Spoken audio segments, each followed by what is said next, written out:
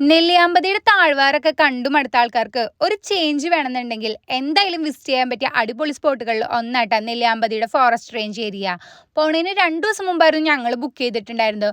പോണ വഴി കുറച്ച് ദുർഘടം പിടിച്ച വഴിയായിരുന്നു, കാരണം കാടിൻ്റെ ഉള്ളിലൂടെയുള്ള യാത്ര ആയതുകൊണ്ട് കുറച്ച് റിസ്ക്കും കൂടുതലായിരുന്നു.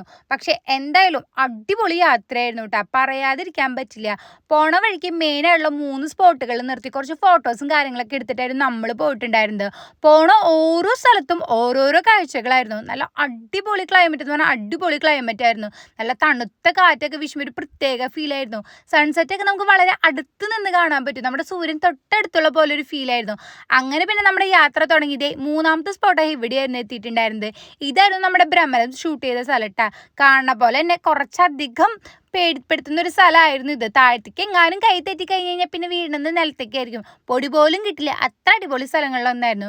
താമസമൊക്കെ നമ്മൾ നേരത്തെ ബുക്ക് ചെയ്തുകൊണ്ട് തന്നെ അവിടെ ഇങ്ങനെ റെഡ് ഹൗസ്, ബ്ലൂ ഹൗസ് എന്നൊക്കെ തരംതിരിച്ചിട്ടുണ്ടായിരുന്നു.